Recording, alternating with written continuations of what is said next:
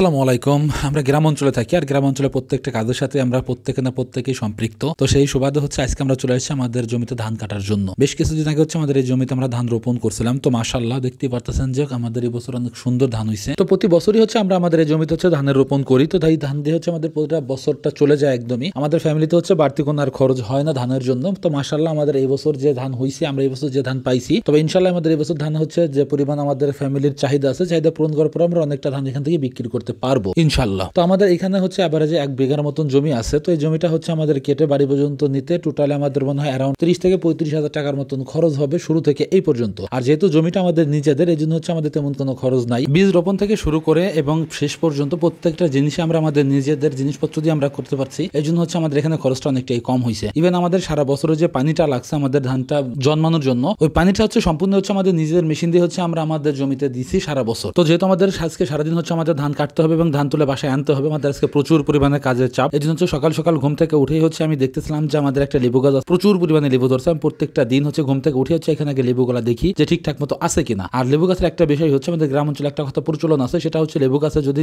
কোনো চোরে যদি লেবু ছিঁড়ে নিয়ে যায় বা চোরে যদি হাত পড়ে লেবু গাছে, তাহলে লেবু গাছটা কখনোই বাঁচে না, মারা যায়। তো এই জিনিসটা হচ্ছে আমি অবৈধভাবে বিশ্বাস করি না। তারপর হচ্ছে আমি প্রত্যেক দিনই চেষ্টা করি দেখার জন্য আমাদের লেবু টেবু চুরি টুরি হয়েছে কিনা। এই জন্য হচ্ছে আমি প্রত্যেক দিন এই জিনিসটা করার চেষ্টা করি। তো এখান থেকে হচ্ছে আমি দ্রুত বেরিয়ে পড়লাম আমাদের জমিতে যাওয়ার উদ্দেশ্যে। তো আমাদের আজকে খুব সকাল সকালই জমিতে আমাদের চলে আসা লাগলো। এর মেন যে কারণ সেটা হচ্ছে যে আমাদের এখানে অ্যারাউন্ড প্রায় 1 বিঘার মতন জমি আছে। তো 1 বিঘা জমি সম্পূর্ণ ধান হচ্ছে আমাদের আজকে কেটে ঘরে তুলতে হবে। আর যেহেতু হচ্ছে আবহাওয়ার অবস্থা খুব একটা ভালো না, বৃষ্টি যে কোনো সময় চলে আসতে পারে, এই জন্য হচ্ছে আমাদের যাবতীয় কাজবাজ খুব দ্রুত আমাদের এখান থেকে সম্পন্ন করতে হবে। আর প্রতিটা বছরই হচ্ছে আমরা যখন ধান কাটার মৌসুম আসে আমাদের প্রত্যেকটা বছরই হচ্ছে প্রচুর পরিমাণে বৃষ্টির সম্মুখীন আমাদের হতে হয়। এতে করে আমাদের অনেকটাই প্রবলেম হয়। দেখা গেছে যে একদিনের ধান আমাদের প্রায় 7 দিন পর্যন্ত ঠিকঠাক করা লাগে। তো আমরা চাই না যে এই সমস্যার ভিতরে যাওয়ার জন্য, এই জন্য হচ্ছে আমরা সকাল সকাল চলে আসলাম যাতে করে দ্রুত আজকে সারাদিনের ভিতরে আমাদের ধান কাটটা কেটে একবারে সম্পন্ন করতে পারি এবং বাসা পর্যন্ত নিয়ে যেতে পারি। এতে করে হচ্ছে আমাদের ঝামেলাটা অনেকটাই কমে যাবে। বাসা পর্যন্ত ধানটা যদি পৌঁছায় যায় তাহলে হচ্ছে বৃষ্টিতে আমাদের তেমন কোনো ক্ষয়ক্ষতি হবে না। আর বেশ কিছুদিন যাবত হচ্ছে প্রচুর পরিমাণে বৃষ্টি হইতেছে আমাদের এই অঞ্চলে, এবং বৃষ্টির সাথে সাথে যে প্রচুর পরিমাণে যে বাতাসগুলো হচ্ছিল, তো বাতাসের জন্য হচ্ছে আমাদের ধানের ম্যাক্সিমাম অংশটাই হচ্ছে পড়ে গেছে। এই জন্য হচ্ছে আমাদের অনেকটাই প্রবলেম হচ্ছে ধানটা কাটার জন্য। যদি ধানটা দাঁড়ানো থাকে তাহলে কাটতে অনেকটাই সুবিধা হয় আর সময়টা অনেকটাই কম লাগে। দেখা গেছে এই মুহূর্তে যদি আমাদের এখানে অ্যারাউন্ড প্রায়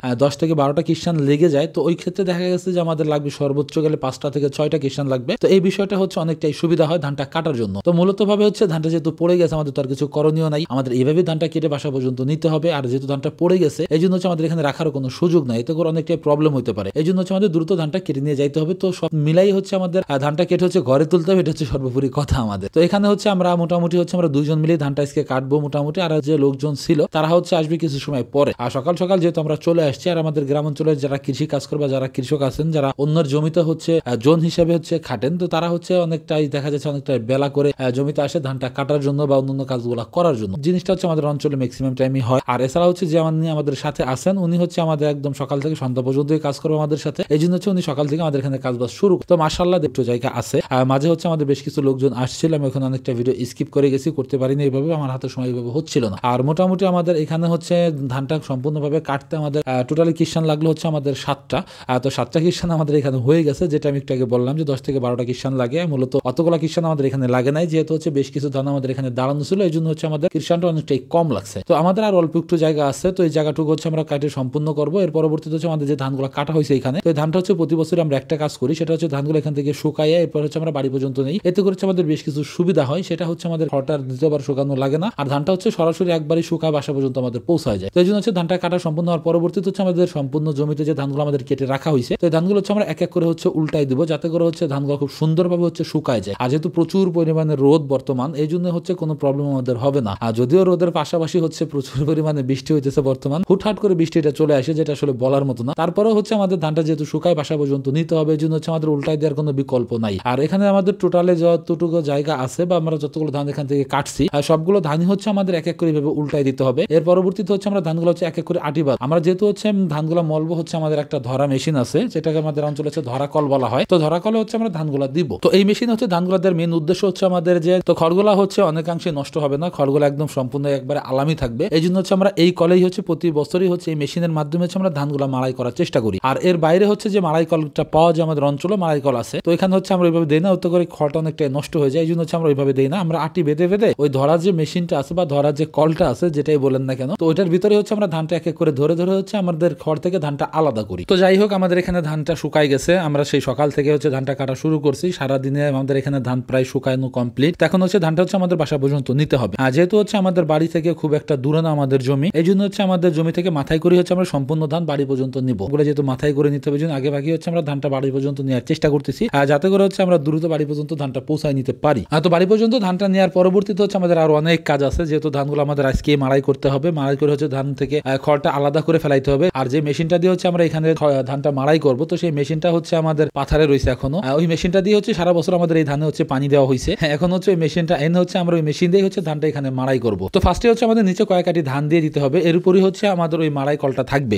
যেহেতু হচ্ছে আমাদের নিচে আমাদের এখানে নেট বিছানো আছে, এটাকে বলা হচ্ছে জাইলা নেট বলে আমাদের এলাকায়। তো এই নেটের উপরে হচ্ছে মেশিনটা যদি রাখা হয় তাহলে নেটটা নষ্ট হয়ে যেতে পারে। এই জন্য হচ্ছে আমরা কয়েক কাটি ধান হচ্ছে নিচে খুব সুন্দরভাবে হচ্ছে পাতাই দিতেছি, যাতে করে ওইটার উপরে আমরা মেশিনটা এনে রাখতে পারি। এই জন্য হচ্ছে আমরা আগে ভাগে হচ্ছে কয়েক কাটি ধান এখানে আমরা দিয়ে দিলাম, এর উপর হচ্ছে মেশিন এনে সুন্দরভাবে আমরা এখানে বসাই দিব। আর আমাদের এই মেশিনে হচ্ছে দেখতে পারতেছেন যে কোনো ইঞ্জিন নাই, যেটা আমি আগেই বললাম যে আমাদের ইঞ্জিনটা রয়েছে পাথারে। যে জমি থেকে হচ্ছে আমরা ধানটা কেটে আনছি, তো ওই জমিতে সারা বছর আমাদের ওই ইঞ্জিন দিয়ে আমরা পানিটা দিছি, এখন ওকে দিয়েই হচ্ছে আমরা এখানে ধানটা মাড়াই করবো। তো এখানে এসে রাখার পরবর্তীতে হচ্ছে আমি একে করে বেরোই পড়লাম, আমাদের হচ্ছে ভ্যানটা নিয়ে চলে যাবো এখন আমি মেশিনটা আনার জন্য। আর যেহেতু হচ্ছে আমাদের মেশিনের সাথে আরো নানান জিনিসপত্রগুলো রয়েছে, সারা বছরই আমাদের মেশিনটা পাথরের মধ্যেই থাকে, তো এখন হচ্ছে জিনিসগুলো আমাদের নিয়ে আসতে হবে। আর যদি আমরা ঘাড়ে করে আনি হচ্ছে বাঁশ দিয়ে যেভাবে আনা হয় আর কি, তো এইভাবে আনতে হচ্ছে আমাদের দেখা গেছে অনেকটা সময় নষ্ট হবে। এই জন্য হচ্ছে আমরা চিন্তা করলাম যে আমাদের ভ্যানটা নিয়ে যাই, যাতে করে একবারই হচ্ছে আমরা সবকিছু গোছগাছ করে একবারই নিয়ে চলে আসতে পারি আমাদের দ্বিতীয়বার এখানে, যাতে করে না আসা লাগে। তো এখানে চলে আসার পরবর্তীতে হচ্ছে আমাদের মেশিনটা খুলে নিতে হবে, যেহেতু অনেকদিন ধরে মেশিনটা আমাদের এখানে পড়ে রয়েছে। আমাদের অ্যারাউন্ড প্রায় 15-20 দিনের মতন হচ্ছে মেশিনটা আমাদের এখানে পড়ে রয়েছে, আমাদের মেশিন দিয়ে কোনো কাজ এখানে হচ্ছে না। যেহেতু আমাদের ধানের ঘের এখানে সবকিছু কমপ্লিট, আমাদের ধানটা সম্পূর্ণ হয়ে গেছে, এখন হচ্ছে মেশিন দিয়ে আমাদের ধানের জমিতে সেচ দেওয়ার কোনো প্রয়োজন নাই। এই জন্য হচ্ছে আমাদের মেশিনটা এখানে পড়ে রয়েছে 15 থেকে 20 দিন যাবো। তো এখানে হচ্ছে আমরা সবসময় মেশিনটা তালা মারিয়ে রাখি, যাতে করে মেশিনের কোনো প্রবলেম না হয়। রাতের বেলা দেখা গেছে যে কোনো সমস্যা হইতে পারে বা মেশিনটা চুরি হইতে পারে, এই জন্য হচ্ছে আমরা মেশিনের তালা দিয়ে রাখি ম্যাক্সিমাম টাইম। তো এখন হচ্ছে মেশিনটা যেহেতু আমরা খুলে নিয়ে চলে যাবো, এই জন্য হচ্ছে সবকিছু আমরা এখান থেকে এক এক করে খুলবো। এর পরবর্তীতে হচ্ছে আমরা মেশিনটা বাড়ি পর্যন্ত নিয়ে চলে যাবো। আপাতত এই বছরে আমাদের এখানে আর মেশিন আসবে না, এই জন্য হচ্ছে আমরা সবকিছু একবারই খুলে খেলে গোছ গাছ এখান থেকে নিয়ে চলে যাবো। আর আরেকটা কথা বললাম, সেটা হচ্ছে যেহেতু হচ্ছে আমরা বাঁশ নিয়ে আসি নাই, কোনো রশি নিয়ে আসি নাই, এই জন্য হচ্ছে মেশিনটা হচ্ছে আমরা হাতে করে এখান থেকে নিয়ে যাবো। হাতে করে আমাদের ভ্যান পর্যন্ত নিয়ে ভ্যানের পরে মেশিনটা আমরা রাখবো। তো অন্যান্য যে জিনিসপত্রগুলো আছে, সারা বছর হচ্ছে যে জিনিসগুলো আমরা মেশিনটা তালা মেরে রাখছি এবং অন্যান্য যে জিনিসপত্রগুলো আমাদের প্রয়োজন ছিল এখানে সেচ দেওয়ার জন্য, তো সেই জিনিসগুলো হচ্ছে আমি এক এক করে এখান থেকে নিয়ে চলে আসলাম আমাদের ভ্যানের উপরে। তো এখন হচ্ছে আমাদের এই জিনিসগুলো আমাদের বাসা পর্যন্ত নিয়ে চলে যেতে হবে। আর মোটামুটি আমি একাই কাজ বাজ করতেছি, আরো যে লোকজন আছে তারা হচ্ছে মূলত এখান থেকে ধানটা বাসা পর্যন্ত নেওয়ার কাজগুলো করতেছে। তো হচ্ছে বললাম, আমি আগেই বললাম যে বৃষ্টির প্রচুর পরিমাণ উৎপাত করতেছে বেশ কিছুদিন যাবত, এই জন্য হচ্ছে দ্রুত আমাদের কাজটা সম্পূর্ণ করার জন্য প্রত্যেকের মতন কাজগুলো দ্রুত আগাই নেওয়ার চেষ্টা করতেছি আমরা। তো এখানে নিয়ে আসার পরবর্তীতে হচ্ছে আমি আমাদের পাম্প থেকে মেশিনটা আলাদা করে ফেললাম। এখন হচ্ছে মেশিনটা আমাদের মাড়াই কলের উপর হচ্ছে এক এক করে আমি বসাই নিব। এখানে হচ্ছে শুধু মেশিনটা হলে আমাদের হয়ে যায়, এর সাথে একটা বেল্ট লাগে, সেটা হচ্ছে আমাদের আগে থেকেই নিয়ে আনা ছিল আমাদের এখানে। তো এখন হচ্ছে আমাদের মেশিনটা এক এক করে সেট করে নিতে হবে। ফার্স্ট হচ্ছে মেশিনটা আমাদের মাড়াই কলের উপরে উঠাই বসাই দিছি। এখন হচ্ছে মেশিনগুলো খুব সুন্দরভাবে সেট করে নিব, যাতে করে কোনো ঝাঁকি টাকিতে কোনো প্রবলেম না হয়। আর এখানে হচ্ছে যেভাবে আমরা হচ্ছে কাজটা করতেছি, এটা হচ্ছে অনেকটাই রিস্কের অনেকটাই ব্যাপার আছে। তো এই জন্য হচ্ছে আমরা প্রত্যেকটা জিনিস খুব সতর্কতার সাথে কাজ করার চেষ্টা করি। আর মেশিনটাও খুব সুন্দরভাবে আমরা বসানোর চেষ্টা করতেছি, যাতে করে কোনো প্রবলেম না হয়। তো এখানে হচ্ছে আমাদের মেশিনটা বসানো শেষ, এখন হচ্ছে আমাদের মেশিনটা স্টার্ট দেওয়ার পালা। তো মাশাআল্লাহ আমাদের মেশিনটা খুব দ্রুতভাবে স্টার্ট দিতে পারছে, আমাদের কোনো প্রবলেম হয় নাই। তো এখন হচ্ছে আমাদের ধানগুলো এক এক করে মাড়াই কলের ভিতরে ধরে হচ্ছে আমরা খড়টা আলাদা করে ফেলবো। এর পরবর্তীতে যে ময়লা টয়লা ধানের সামনে যেগুলো হয়, এগুলো হচ্ছে আমরা এক এক করে পরিষ্কার করে নেবো আস্তে আস্তে করে। তো এখানে হচ্ছে আমরা আপাতত দুইজনে ধান ধরতেছি, আরো যে লোকজন আছে তারা হচ্ছে মূলত এখনো ধানের জমিতেই হচ্ছে ধানগুলো আটি বেঁধে নিয়ে আসতেছে। আর আমরা দুজনে হচ্ছে এখানে ধানগুলো ধরে এক এক করে কাজগুলো আগাই নেওয়ার চেষ্টা করতেছি। তো আমাদের এইখানে যতগুলো ধান আছে, তবে আমরা জানি না আজকে সারাদিনের মধ্যে করতে পারবো কিনা, তবে আমরা চেষ্টা করবো আজকে সারাদিনের ভিতরেই। আর বাদ বাকি যে খড়গুলো থাকে, খড়ের বিকল্প কোনো কিছুই নাই। যারা খামারি আছেন তারা খুব ভালো করেই জানেন যে খড়ের মূল্য আসলে কতটা। আর ধানের কোনো মূল্য আমাদের কাছে ওইভাবে না হলে আমাদের খড়ের মূল্য প্রচুর পরিমাণে। তো আমাদের দেখতে আমাদের এখানে ধানটা মাড়াই করা শেষ, এক এক করে হচ্ছে পরিষ্কার করে আমাদের ঘরে তুলে নিতে হবে। এর আগে এখানে বেশ কিছু বস্তা আমাদের হয়েছিল, তো সেগুলো হচ্ছে আমরা এক এক করে ঘরে নিয়ে গেছি। এখন বাদ বাকি যে বস্তাগুলো আছে, এগুলো আমরা এক এক করে ভরে